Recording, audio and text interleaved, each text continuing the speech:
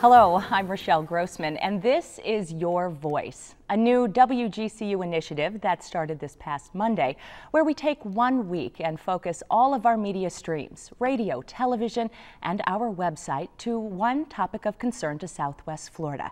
We call it Your Voice because you are a part of the program. And like our Gulf Live radio show, we sure welcome your thoughts and your participation. We invite you to call 1-800-809-WGCU or 1-800-809-9428.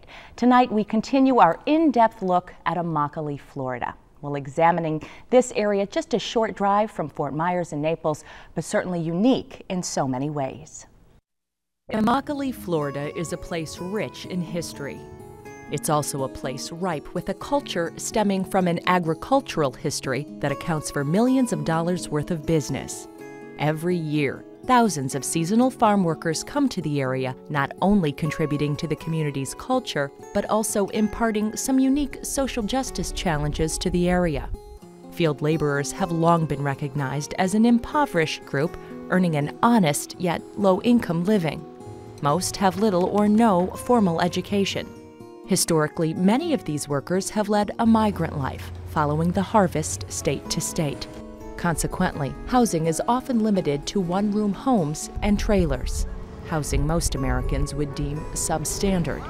Further complicating the issue is the fact that many foreign-born farmhands come to Immokalee undocumented and without INS or Immigration and Naturalization Service authorization. Advocacy groups have long lobbied for better conditions for migrant workers who have at times been victims of the worst of human nature.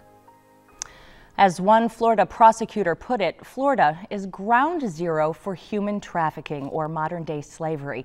Now, there are many forms. There's labor trafficking, trafficking for sexual exploitation, the trafficking of children, and domestic trafficking. It is the practice of people being tricked or coerced into leaving their home and then compelled to work for little or no payment. They are exploited and often forced to live under inhumane conditions. Well, our mission tonight, to expose the problem, educate and provide help, hope, and resources. We have assembled a panel of community leaders who help trafficking victims and also bring perpetrators to justice. Please join me in welcoming Chief Assistant U.S. Attorney Doug Malloy, certainly instrumental in prosecuting offenders. Laura Germino is with the Coalition of Immokalee Workers, a community-based organization made up of Latino, Mayan Indian, and Haitian immigrants working throughout the state. Nola Tice wears many hats. She's the executive director of the Human Trafficking Awareness Partnership, coordinator of the Lee County Human Trafficking Task Force, and one of the founders of the Esperanza Project at Florida Gulf Coast University. And Gerardo Reyes, he is also with the Coalition of Immokalee Workers, a man who's lived among trafficking victims. Gerardo is now an advocate for people who work in the fields. And Gerardo, I'd like to start with you because I think for so many people watching tonight, they find it shocking to know that hidden behind closed doors or in agricultural fields that forced labor truly does exist here. Talk to us about it. Yeah, it is really shocking, and it is something that's been going on for a long time. Agricultural industry, it's been taking advantage of the workers, the labor force. In my case, I was working in the fields in Immokalee, and I met some of my friends now, and they were victims in one of the cases that the coalition was working with, one of the first cases. They were forced to live in a single rundown trailer, 28 workers inside, locked inside, and mistreated. They didn't receive payment, and when they were able to escape and tell the story to the authorities and to the Coalition of Immokalee Workers, the bosses were looking for them, and one of my friends was going to be run over by one of the bosses who said, "You own me money, you are my property," basically. And this is just one example of one of the cases. There's been 7 cases until now. The last case involved workers who were chained inside U-Haul trucks. It happened in Immokalee. And it's just a extreme abuse that continues to exist because the normal conditions are really backwards within the agricultural industry. Doug, over the last 10 years, you've been involved in the prosecution of at least 20 cases in which people were convicted of crimes involving human beings. Now, as Gerardo mentioned, we do have some video of the most recent case that you were involved with, Doug. A federal jury found 2 farm bosses, Cesar and Giovanni Navarrete, guilty of human trafficking. They are currently serving 12 years for keeping more than a dozen men locked in a truck. The indictment showed that the men were forced to pay $20 a week to sleep in the truck, even had to use a corner of it for a bathroom. Doug, talk to me a little bit about how this particular case came to light. Well, these particular cases, not just the Navarrete case, but other cases come to light through different non-government organizations like the Coalition of Immokalee Workers, the different religious groups. These are people that people are in that situation trust, and so they will come to them, and those are the reporting agencies to us, to law enforcement. Now, once a slavery case investigation is initiated, not only do we bring in people from the Department of Justice who really spearheaded the Navarrete prosecution, but also we make as part of the prosecution team these non-government organizations. That's very unique in terms of combating any type of crime, is to include people outside the law enforcement community as part of that prosecution team. So you have citizens actually, playing a role. A very important role. That's exactly right. A very important role because they understand the victim better than people often in law enforcement do. And so they're able to communicate to me what the victim's needs and concerns are. And I'm able to work with those people in the non-government organizations to show the victims, what's going to happen.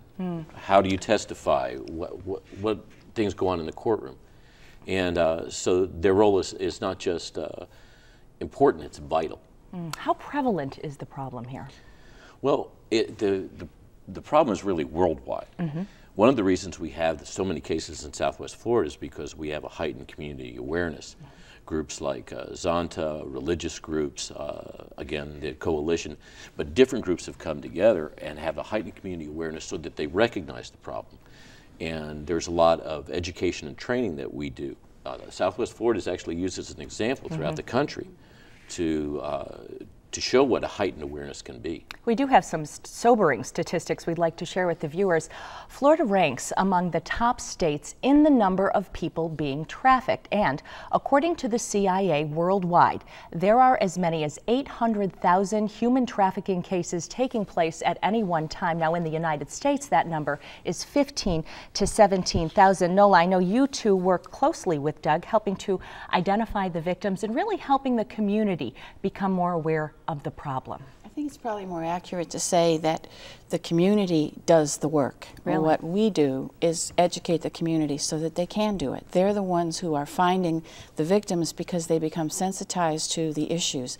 We're extremely lucky in Lee County and Collier County to have trained police who can, when you call and leave a message and say, I don't know for sure, they don't ignore you. They say, tell me what you know. And that's all your job is to recognize a sign, to understand that you're not supposed to be rescuing victims. What you can do is tell the authorities so that they can do something. And fortunately, our authorities are trained. And we mentioned the different types of trafficking. We had briefly mentioned a little bit labor trafficking or trafficking in the agricultural fields, but child sex trafficking and the trafficking of U.S. citizens also happens. Tell us your experience with that. Well, the cases that we've had here and in other parts of the country have shown that domestic minor sex trafficking, which is a term that's used more and more today, involves our own children and our own grandchildren. I think most people have had the experience of a young, sweet little girl who turns 12 and suddenly seems to become something else, not the child you knew. That doesn't happen all by herself. She's influenced by other people. She's influenced by messages that she's receiving, and if those messages are coming from someone who's looking for a victim who can manipulate that child into sex trafficking, which is the right term to use as opposed to that child becoming a prostitute, because a child can't make that decision to become a prostitute. We think of sweatshops. I think it was a quote from you, Nola. You said, you know, if you think about the clothing in your closet being manufactured by a slave, or perhaps the tomato you're eating being picked by a slave, you feel compelled to do something about it. Absolutely. Your personal history is a little bit of that. You had heard of some of the things happening, and on a personal level, you really took the necessary steps to do something about it. Well, Share that. And I didn't do it by myself. I was part of Zonta, which is an international women's organization that's dedicated to advancing the status of women. And one of their international projects was a human trafficking prevention program in Bosnia. We heard about it. We said, we want to do something like that here. We wonder if it's happening here.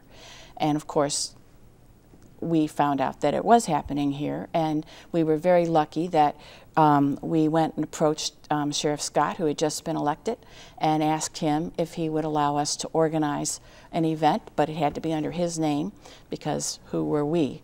And I am proud now to know that people do associate Zonta with helping to prevent trafficking. So, and as Doug mentioned, Lee County is now really a role model for other cities and other areas across the country for ways to do it right. Well, there are 42 federally funded task forces in the country, and I think each one of them has sort of a specialty and expertise. But our group is known for its community involvement, and it's amazing to me, because I've been involved from the beginning with the task force, how important individuals who become in terms of providing services and educating other people, and how crucial their role is. A partner with law enforcement. Absolutely, really. Absolutely. And it really is about trust. You know, one of the things that the victim advocates are able to do is trust the people that are trained to work these cases. I mean, that's what the organization of, the Coalition of Immokalee Workers, you know, and to just throw it over to Laura, we've been working together on this problem for a long time. Laura Germino, again, is coordinator of the Coalition of Immokalee Workers anti-slavery campaign. Laura, you work to fight forced labor and to expose abuse. I think a lot of people are asking, how can this kind of treatment be happening in the United States in the year 2010? It is absolutely amazing that we're even having to discuss this topic today in the 21st century. But what happens is that there's a popular misconception that it only involves recently arrived immigrants. But in actuality, we have had cases, we've had 7 slavery operations that we've helped the federal law enforcement bring to prosecution in the past dozen years. And this has involved over 1,000 workers. And we've seen cases that involve U.S. citizens, homeless people who are offered a job and a roof over their heads, and pretty soon find themselves in a forced labor situation. We've seen guest workers who are here on visas, but whose employer takes the visa, and then it turns into a situation where you end up having an employer control your work, housing, transportation, communication with the outside world, you know, no visitors. We've seen operations that involve armed guards that are preventing workers from leaving. So you could see where the fear comes from, because if you're having armed guards, or even just the threat, if yourself or one of your family members, even if your family members is here in the United States or in another country being harmed, of course you're not going to want to speak out about it. They will threaten families back home with death. There have been beatings, pistol whippings, shootings, all to prevent people from leaving or teach other workers a lesson. If you try and leave before you've paid this debt, and the debt is, of course, one that is mounting, and because you earn little or no pay, and you have these bogus charges for food or rent or transport. To use the restroom, for example. Like we were talking about case, before. They charge like $50 to use the hose in the back of the house as a shower. Which is just horrific. And you got to understand, a lot of these folks, you know, no one really knows where they are. Sometimes they came into the country illegally. Sometimes, as Laura points out, they were homeless, and they have little recourse. And that threat that you mentioned, not just the threat, but not just the force, but the threats of force, are very effective, because these are people that are displaced.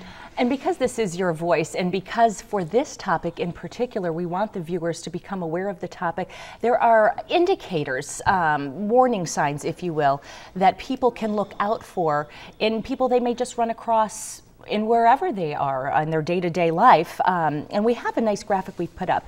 If you perhaps think that somebody is being trafficked, these are the warning signs. Oftentimes the victim avoids eye contact. Perhaps they seem depressed, anxious, submissive, or nervous. The victim shows signs of physical, emotional, or sexual abuse. The victim often doesn't leave his or her place of employment or leaves during odd hours. Their boss oftentimes holds or invests their money for them. Victims have few possessions and oftentimes aren't even allowed to speak for themselves.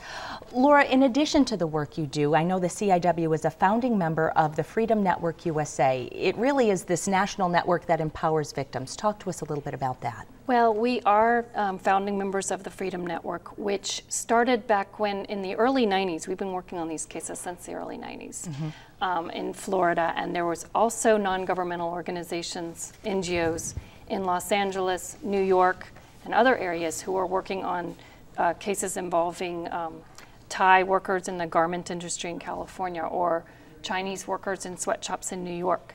And we realized that this was a problem that needed national coordination. Okay. And so we formed that network. I wanted to add that, you know, in terms of the average citizen, because the average citizen is really troubled. They don't want to at all participate in forced labor in any way, right? This goes across the spectrum. You know, we work with everybody from archbishops to FBI agents to youth activists, very different points of view that they can have, and everybody wants for this issue to end, you know, now, this abuse. And whereas people can look out for workers that they believe may be held against their will, like you're saying, these indicators, there's other ways to participate. As consumers, you know, we have a campaign where workers and consumers are working together to ask buyers of produce, corporate buyers, who have a lot of market power in the workplace, to ensure that this particular abuse no longer occurs in their supply chains. And we can go into that more later. But sure, and it's a great way for viewers to take part in finding a solution to the problem. Gerardo, the CIW began with a small group of workers meeting in, you know, a local church, really just to talk about ways to better their lives. The movement really has grown into something that's quite substantial these days. It has. At the beginning, there were there were 6 workers meeting at the church, talking about how to change the industry, because there were a lot of abuses. Beatings in the fields was something that happened very often, and we're talking about the normal conditions. Checks being taken away from you, from your boss, and in general, a lack of respect. Sure, that's for what you it as a boils worker. down to, sure. Your dignity was always stepped on by the companies, by the crew leaders. So.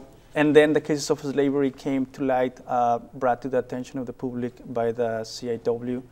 And that's how the coalition started to organize, to eliminate what the norm is in the day-by-day basis, which gives place to the slavery to flourish, to exist. Because the norm right now, it's a shame. If you go to work, as a farm worker, you receive treatment as if you were just a tool, a piece of equipment in a farm. You are not viewed as part of the industry.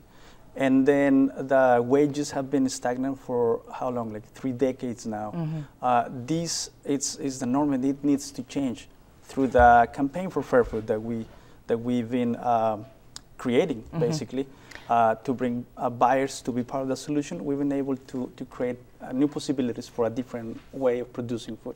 All right, and Gerardo, and because this is your voice, we do want to welcome you once again to pick up the phone if you have a comment or a question regarding this topic. Again, the number to call is 1-800-809-WGCU or 809-9428. Louis from Naples wants to know, and Laura, you might be good to answer this question. What specifically distinguishes slavery, like we're calling it here in 2010, from the slavery most Americans are used to hearing about, the ones in history books centuries ago?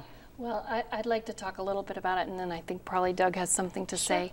But when we say modern day slavery, we're not talking about the chattel slavery, the government sanctioned system. It was legal back then. Sure. And we're not talking about people who are sold at birth, or it's a different form of slavery in the modern day. But it involves workers who are held against their will, not free to leave, as we've been talking about, of physical restraint. And so when we talk about slavery, we confine that to cases that have met that high standard of proof required under federal law. And that's why you see the U.S. Attorney's Office press releases go out. Slavery, 3 Florida employers charged on slavery charges. And that is because the term human trafficking itself is confusing. And I wanted to let Doug speak to that. Doug, can you define it as legal terms? And when we're talking about slavery, the real difference is, as we pointed out, is these are people from Mexico enslaving Mexicans. These are Americans enslaving Americans. You know, that's one of the different twists on it. And one of the reasons that slavery is such a cynical crime is that the people that are recruited in their home countries, those people who recruit them for the slavers know exactly what's going to happen to the slaves once they get here. Now, I don't use the term human trafficking because people traffic in drugs, people traffic in arms. Slavery is, it separates it from the real human element. And you know, slavery is an ugly word because it's an ugly crime, and that's the one we use. Well, you mentioned drugs and guns, and unfortunately, human trafficking ranks among the top 3 most profitable crimes in the world, of course, along with guns and drug trafficking. According to StopHumanTrafficking.org, Florida is the 2nd largest hub of human trafficking in the United States. Now, the State Department's Trafficking in Persons report and UN documents show that worldwide, 80% of the victims are female and 50% are children. Now, it is estimated that half of all runaways or missing children may be trafficked. And of course, because this is your voice, we wanted to take our cameras to the streets to see how many of you are actually aware of the problem. Heard about that on the news the other day with the little kids and the working. Yeah, that's ridiculous. Yeah, I've heard of human trafficking, and I learned about it in humanities, but I don't remember it. So do you know what it is? I think it has to do something with people in third world countries or something like that. You read about it all the time, and you know that these third world countries coerce people into doing things like that. When they come to the United States, they cross the borders, they don't have a lot of chances. A lot of times they pay money, the Chinese pay money to get to the United States. It's indentured servitude, it's slavery. That's probably hard for somebody to comprehend, but I feel that it could happen like a mile away and we don't even know it. So it can happen everywhere. I don't know if it does or not. I haven't seen it. I don't think it does. Where they bring people here from other countries and slave them out. Because people get kidnapped all the time and sold for unpleasant things overseas and sometimes here in this country. I have heard of it, and I think it's terribly wrong. And it is terribly wrong. Nola Tice, because you reach out to the community so often as part of the work you do, any of those reactions surprise you at all? They kind of run the gamut. Right. Well, it's a never-ending job that we have to keep people informed, and because people learn about something and then they forget about it. When I go out and tell a group, as I did today, for instance, at a community group, this is human trafficking. I don't say this is human trafficking. Don't you find this interesting? I say, what are you going to do about it? And give them some steps to take, which basically means who to call and what to be looking for, and how to get yourself organized with your friends to be more effective. And also to look within your own neighborhoods and your own families, because one of the fastest growing elements are audiences, groups that we're dealing with on a nationwide level is American children being victimized by American traffickers and slavers. And we call it different names, but we were calling a lot of other labor trafficking, we were calling it labor. We weren't calling it slavery. Okay. And now we're beginning to recognize what it is. So then you can point to the solutions, Doug. And one of the things that we have to do in the prosecution is first of all, let the juries know. I mean, these are people from Cape Coral, from Lehigh, from Naples. Let them know that it exists. I mean, that's the first thing. And then make them aware not only of the problem, but why they should care. because it's happening literally in their backyard. Right. And of course, in Immokalee, forced labor, as we've talked about, has been found in the agricultural industry, but certainly we must be, it's important to state that it is not the norm. Still, many do believe that if workers' wages improved, forced labor perhaps could be eradicated altogether. The Coalition of Immokalee Workers is right now in the middle of a campaign for fair food. The goal is for corporations who buy large volumes of produce to adopt a zero-tolerance policy against abuse, and also for workers to be paid an extra penny per pound for each bucket of tomatoes picked. In 1996, Romeo Ramirez came to Florida from Guatemala. He wanted a better life for his family. He chose to work in Immokalee. Bueno, la primera vez que yo llegué aquí a Immokalee. Llegué como, es un pueblo conocido por su cara de la industria, que es una industria grande, entonces llegué yo y muchos otros compañeros para igual trabajar, para ya luego empezar a vivir normalmente como un trabajador del campo. Romeo found work, as agriculture contributes almost $1 billion of sales revenue to the Southwest Florida economy. Immokalee produces the bulk of the tomatoes in the United States from November through January. But Romeo wasn't prepared for the harsh realities of migrant farm life. He describes cramped living conditions, with families, sometimes multiple families or even strangers, living together in tiny homes and trailers. No solamente aceptar estas condiciones de vivir en estas condiciones, sino tenerte que acostumbrar, salir a buscar trabajo diario. Porque el trabajo que tienes no es un trabajo que te garantice trabajo como un empleado de la compañía que te va a garantizar por lo menos los 9 meses que es la temporada aquí. Es una aventura de todos los días, si hoy agarras o no vas a agarrar, entonces tienes que correr con la misma suerte de que todos los días vas a poder agarrar. Y eso va a depender del contratista, quien te va a contratar, si te va a dar trabajo hoy o no te va a dar trabajo. It's a system that hasn't changed much since journalist Edward R. Murrow investigated the life of the migrant worker in 1960. Workers depend on labor contractors or crew leaders to find work, busing them to farm sites.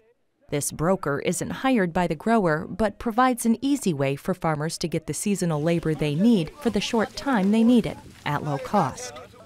For workers, this system extends periods of labor, enabling them to work at other farms once a particular region has been exhausted. Romeo says depressed wages for farm work make it hard to accomplish what he came to Immokalee to do: send money home to family. Entonces, cuando te enfrentas a este trabajo, el trabajo va a ser la pizca de tomate. ¿Qué pasa cuando tú trabajas en el tomate? Tener que, ahora sí, acostumbrarte a recibir un precio de la cubeta que es 40 y 45 centavos, que no alcanza para el sustento de una persona, ya sea individual o para una familia. Romeo is one of 4,000 members of the Coalition of Immokalee Workers, a community organization made up of Latino, Mayan Indian, and Haitian immigrant farm workers.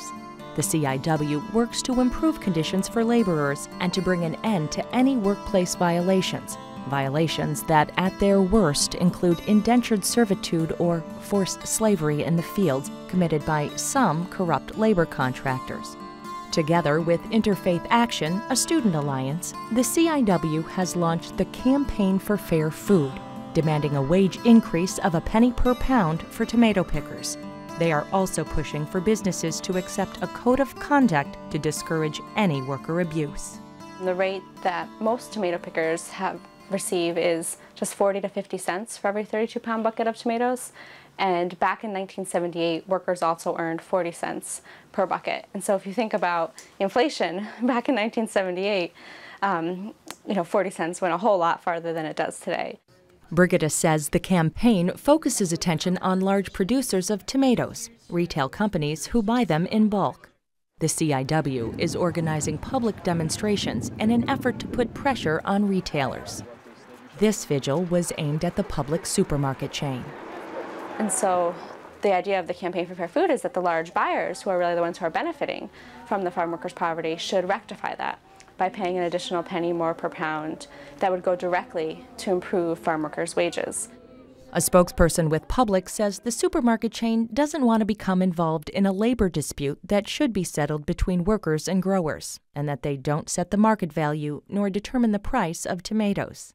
Economist Dr. Fritz Roca with the Southwest Florida Research and Education Center located in Immokalee also has some concerns about the impact the campaign could have on agribusiness.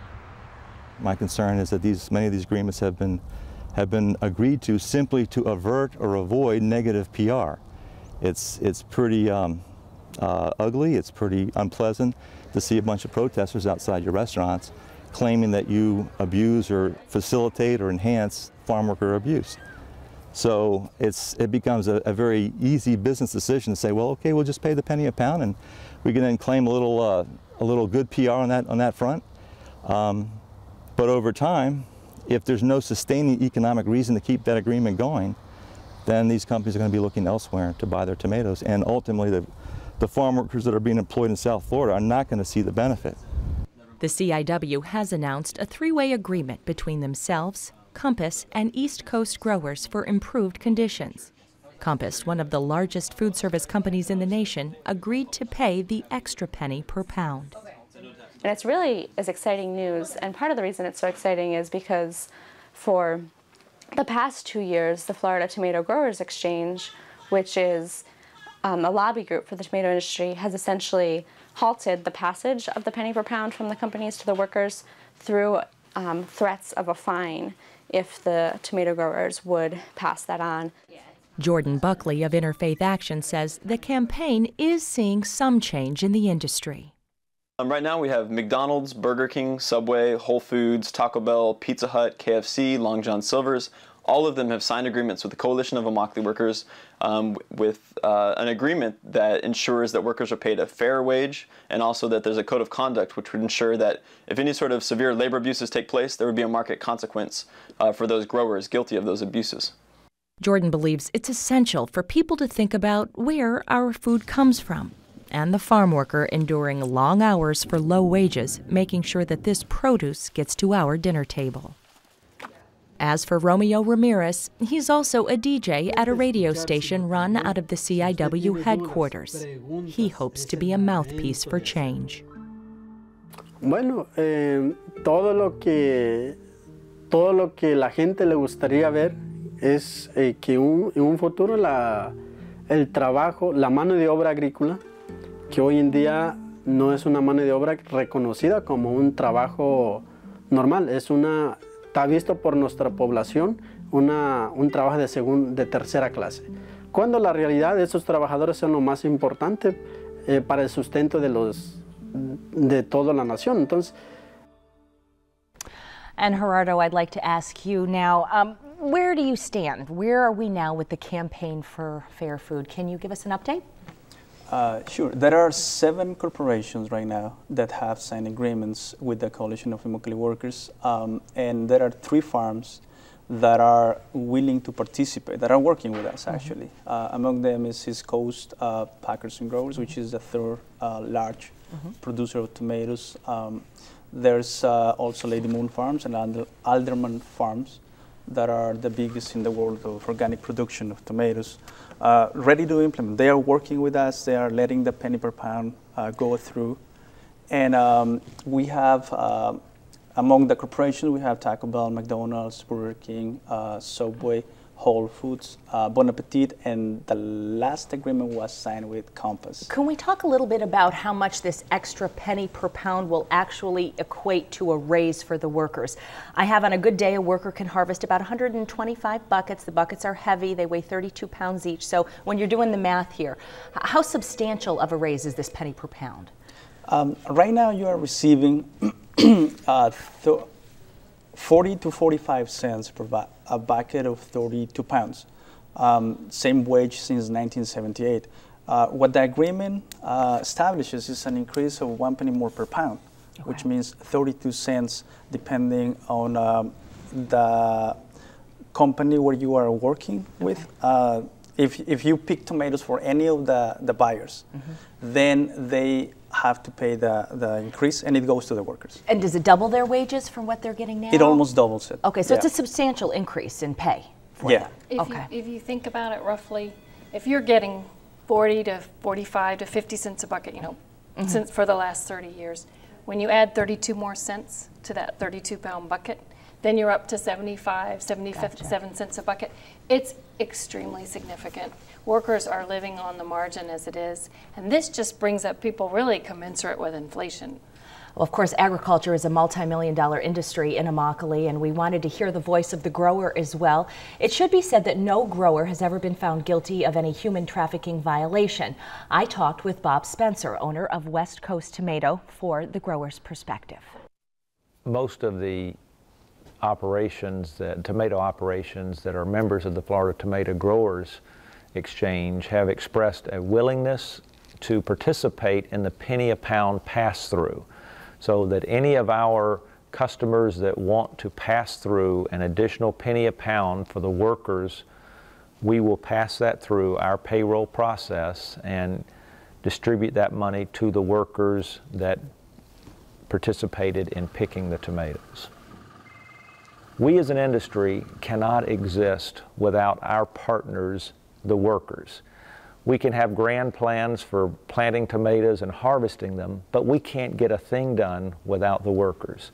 So it makes no sense to take advantage of your partner. We can't succeed, we can't make money, we can't feed the country without the harvesters and without the people who plant the crops and prepare the fields. So they come here, they come from very tough conditions in other countries, and they come here to work to help their families back home. We owe it to them to treat them in a civilized manner. And if we ever become aware of any trafficking of any sort, we get involved in stopping it and reporting it. And it's just not right, and we won't condone it or tolerate it at all. Do you feel the workers are being paid a fair wage? We do. The average of our industry in recent reports has shown $12.50 an hour for 25 to 35 hours of work a week. Now that is a lot to pay for an uneducated workforce, and I don't mean to say that in a derogatory manner, but these people offer a skill. We pay what we feel is a fair wage. In fact, that wage, if you look at it, is much higher than many retail establishments pay their employees that serve our tomatoes. And Mr. Spencer also points to the many social programs that growers take part in that help migrant workers and their families, and that the tomato industry in general is really facing challenges that threaten its livelihood, namely competition from Mexico. This is a good time now to check in with our viewers. Several calls have come in. Doug, I want to take the time to ask you this question. It's from Stuart in Naples. He just wants to know, why are we talking about this? If officials were doing their job, this wouldn't be happening in the United States. Well, see, that's the whole point. Slavery and in the United States today shouldn't be in the same sentence. Once people cross our borders, we have a responsibility as to what happens to them. And we can't ignore a problem that's really important. It's the same thing as saying if an illegal person murders another illegal person, maybe we shouldn't do anything about that. The really important thing here is slavery exists, and we have to bring all law enforcement agencies to bear on this problem, because it's our problem. Mm-hmm. It's our problem, meaning that it's an American problem. A crime is a crime. Also now, Barbara from Fort Myers wants to know, why are we protecting illegals, and why are they not being sent back immediately? Anybody on the panel want to take that question? The great thing about the law enforcement shift, and it's helped by the agencies, is we don't see illegals as a problem. We have to see them as people, and that's a shift that law enforcement has made. I mean, to simply say that because they're illegal, whatever happens to them they deserve, you know, that's not only not something that we can say in the law enforcement community, but luckily it's not the way that law enforcement feels about this crime. I mean, like you just said, a crime is a crime, and this one is particularly ugly, and it's happening right here, right now. Final question before we move on. Quickly, Gerardo, Philip from Naples wants to know, who owns the properties, the trailers and the houses where this abuse could be taking place? The trailers are owned by a few families, but the root of the problem is not the situation with the housing. The housing is just one part of the big list of problems. The root of the problem is the stagnant wages and the way that the industry looks at the worker. So that's how it all kind of ties in together. The reality is there's people taking advantage that owns the housing, taking advantage of the workers. There's the crew leaders taking advantage of the people. There's the companies taking advantage of the people. But at the end of the day, all of this is created by the big buyers of the tomato that put all of their weight, all of the incredible volume purchasing power on top of the entire industry to demand the lowest possible price, creating all of this condition of desperation for the worker. And again, because it is your voice, we want to go ahead and invite you to call. Let's go ahead and put that phone number up one more time. It is 1-800-809-WGCU or 9428. In addition to NOLA's organization, the Coalition of Immokalee Workers, there are many social service agencies out there doing tremendous efforts to break the cycle of poverty and to specifically help the children of migrant workers. I personally visited 2 local agencies, really making a big difference. This is CBS Report. It's been nearly 50 years since Edward R. Murrow's groundbreaking documentary, Harvest of Shame, You have $11 in your pocket. portrayed the plight of America's migrant farm worker. This is Florida. All right, hello. These are citizens of the United States, 1960. This is Immokalee, Florida, 2009. They still gather pre-dawn, hoping to be chosen to board a bus that will take them to work, reaping a harvest that will put food on our dinner tables.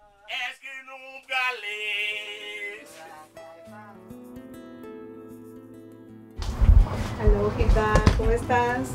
Buenas. Hilda Flora Perez is a worker from Guatemala. She shares this home with her sister and her sister's family. Her new baby means unexpected time off. It will be short-lived. She will be pretty much getting up in the morning at 3 o'clock, getting her ready by 4, then going to across Main Street where there's a store, there's a big parking lot. Pretty much you go and wait, and if you're lucky, you get in the bus. It's pretty much first people that get in the bus will get hired or will have a job for that day, and it's just on a day-to-day basis. ¿Este es el salón de usted? Sí. This is her room. Nora Curiel works for RCMA, or the Redlands Christian Migrant Association, a nonprofit organization creating opportunities for migrant and rural children, like Hilda's daughter, Dina Mar. What I do is pretty much empower our families to get ahead in life. We get really involved socially with the families as far as we know, from where they came from to how they are today. Kind of get to be involved with them in a personal level. Nora's goal is to help families break the cycle of poverty so Dina Mar can have the life she chooses. It helps break the cycle by pretty much giving them the education, giving them the empowerment, the trust that they have, that they know that if I feel like crying today, I know that I can always go to RCMA and just have somebody hear me. The daughter of migrants, Nora knows firsthand the struggles. 65% of migrant children who enter kindergarten drop out before they graduate. More than half live well below the poverty line. Many houses still don't have running water, and one room sleeps many. Nora lived in migrant camps. Following the harvest from place to place, she was often forced to miss school. It wasn't easy. It was really hard. I can relate to what the life that parents have and what their ambition is to get ahead in life for their kids. In many ways, not much has changed, but in many ways, much is different. This is RCMA's Early Learning Center at nap time. Children are cared for, educated.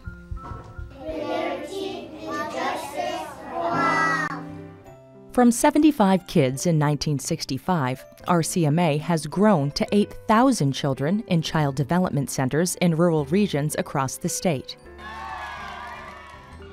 2 charter schools serve kindergarten through 8th grade, where children get a solid future foundation. We're the parent that's not there because parents are working. So we do all the things, the stimulation, the language exposure, the toys, the variety of things. Maria Jimenez is the director of the Immokalee Community School. We try to give children the childhood they deserve and the care they deserve, because children aren't created unequally. All children deserve the best, so we try to offer the best kind of care. Our motto is to open doors to opportunities. So we want our kids to have choices. We want to maximize the choices in the lives of the children we serve. If they choose to work in farm work, that it's a choice, not the only alternative. The charter school is a place where it's okay to be poor, okay to live in a cramped trailer. These are the homes directly across from the school. Being poor means sometimes only having food, water, and shelter. I often tell people that the folks in Immokalee are at the bottom of Maslow's hierarchy of needs. They are really just struggling for food, water, shelter. The majority of the families and people who live here are just trying to keep a roof over their heads and their families fed. That if that can be accomplished, then the day's work was worth it. And like the RCMA, the Guadalupe Center believes the best way to break the cycle of poverty is through education. Here, the children learn so much more than just their ABCs. Good morning, Katie. Every day, children are greeted with a friendly face. Daycare and preschool programs are just some of the many that promote self-sufficiency and social change. In 1982, the Guadalupe Center first opened its doors as a soup kitchen. The center still provides hot meals for hundreds every day. For some, this will be their only meal. That's a blessing from the Lord, because everybody don't have this to go to. Everybody don't have a place to go eat many times. Sometimes do, sometimes don't, and it's a blessing. Nourishing the body and sustaining so many families, more than 50,000 people a year. The goal of the soup kitchen is to provide residents who don't have the means, for cooking at home or the finances to purchase food, a hot meal during the course of the day.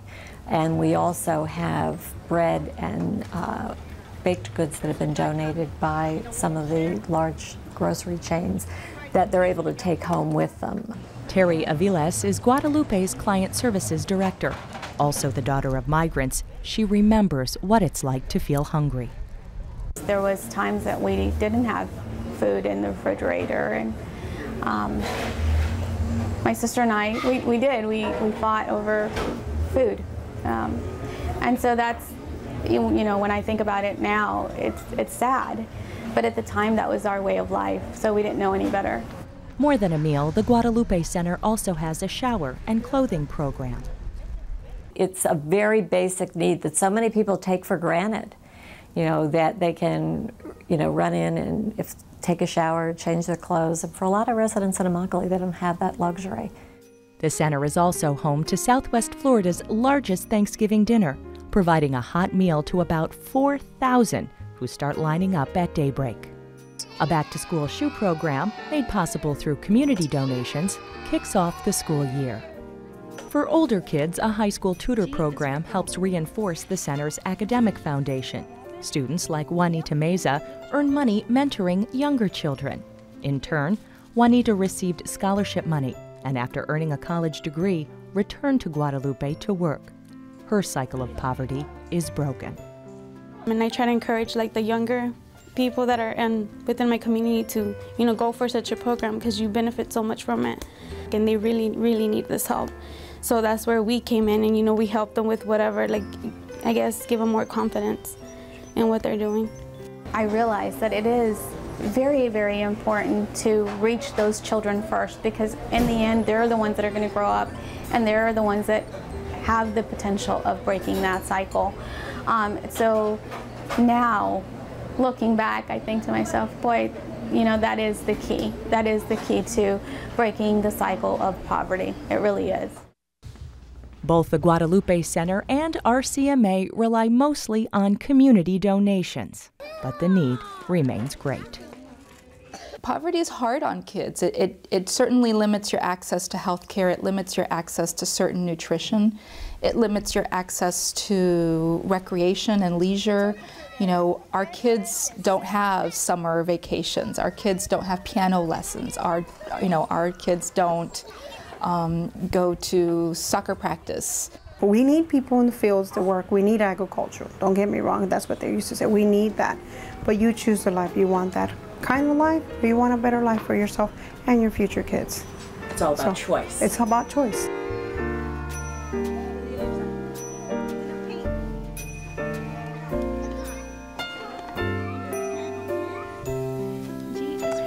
And we'd like to introduce you now to the Executive Director of the RCMA, or the Redlands Christian Migrant Association, Barbara Mainster. Barbara, your organization has been looking for solutions for nearly a half-century. Talk to us about what you see now kind of for the future. Take us a step beyond. Well, what I see for the future, what I hope for the future as an enormous optimist, is a good immigration reform bill, so that the families that we serve can come out of the shadows, stop worrying about being picked up by the immigration authorities, know that their children will be able to go to college, know that they'll be able to buy homes, and proceed with the American dream the same way my parents were able to do when they came here from Germany, because they were allowed to do that. And if we could pass an immigration bill, that's my big dream. That's what the families that we work for want more than anything else. Have you seen change in the 50 years that your organization has been around? I mean, certainly migrant labor has been around for that long, but has there been a change in the fields? I think there has been a change. There are less families coming here to work than there are singles, and it is the single men and the people who come here without a family support system, frankly, that suffer the greatest abuses. The families, when they come to work, usually come with other family members, a large group, sure, and there's that family support system. That's been a change. I've seen that going down. Certainly citrus is almost all harvested now by single men. Okay. We want to pass along some phone numbers too. Of course, the RCMA does a lot to help. Their phone number is 1-800-282-6540. You can get them online at rcma.org. Also, the Guadalupe Center, who provides services, that number is 658-1999. You can reach them online at guadalupecenter.net. We have a couple of comments that I would like to air. Ron from Naples says, "Thank you for airing this show. I can't imagine people who have to fight so hard for 1 penny extra per pound. I will support them in any way I can." And Barbara, this would be a good question from Barbara from Naples. She wants to know what is happening as far as people getting better housing and families getting better housing. Well, that's another interesting one, and I don't want to sound like a Johnny One Note. But there is some better housing in Immokalee, but one must have documents to get into the better housing.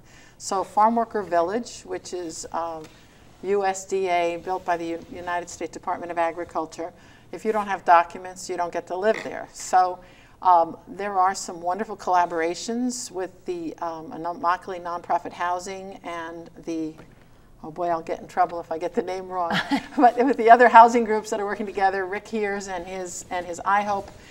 But mostly there's government funding involved, and when there's government funding involved, then there has to be proof that people are here legally. So housing continues to be a very serious problem and very expensive and definitely substandard. Okay. And when our kids live in a house, you know, we say, put your kid in a room and make sure he does his homework. They don't have a room. Everybody's They're in all room. together in the Right. same room. And if you're sharing a trailer with 3 people who are not even related to you, where does your kid go to read out loud to dad at night? You know, housing is a critical issue. Jean from Gateway wants to know, and I think Nola, you'd be good to answer this question, what is the difference between smuggling and human trafficking? Smuggling is a crime against the country, and trafficking is a crime against an individual. Smuggling is a business deal where you arrange to be transported over a border for a certain amount of money, and when you get there, you pay the money, you shake hands, and you're done. Trafficking, on the other hand, may begin as smuggling, where you think you've made a deal because you're desperate to go over a border. But it turns into trafficking when the person is abused, when the situation becomes one of being unable to leave the auspices of that trafficker, and when you realize that there's no way out, you just can't get out of that situation. Jan from Cape Coral wants to know, Doug, does labor trafficking only involve farm work? Are you involved in any cases with labor trafficking outside of agriculture? Well, yes, there are really three different types of prosecutions that we've done in Southwest Florida. First is the indentured servitude that's in the field. Second, the sexual slavery that we found rings that run from Orlando to Tampa down to Bonita and Naples. And the third is domestic servitude, which is in the home, where people are confined and made to be maids without pay and not allowed to leave the home. Okay, I want to get one final comment in. George from Naples is a third-generation farm worker. He states that it's the crew leaders exploiting the workers, not the farm owners. And I have a couple of dates we'd like to tell you about. On January 20th, Human Trafficking Awareness Partnerships is sponsoring the Not For Sale campaign. It's held at the FGCU Student Union Ballroom. There's another event the 25th, also a symposium on January 27th. And finally, if you are perhaps a human trafficking victim, or perhaps you know of someone or think you may know someone who may be one, we did want to pass along a number to help. The number is Crime Stoppers, and that telephone number is 1-800-780-TIPS. There's so much to talk about, and we appreciate everybody's input. I think everybody has had their voice heard. We certainly hope you have enjoyed this inaugural edition of Your Voice. The issues can be complex, but it is always our mission to have your voice heard. I'm Rachelle Grossman. I want to give a special thank you to all of our panelists that have so graciously shared their insights, to our phone bank volunteers from the local clubs of Zonta International for taking your calls, and a very special thanks to you for taking part in our first Your Voice broadcast. I'm Rachelle Grossman. We'll focus on the economy next time. Wish you a good night.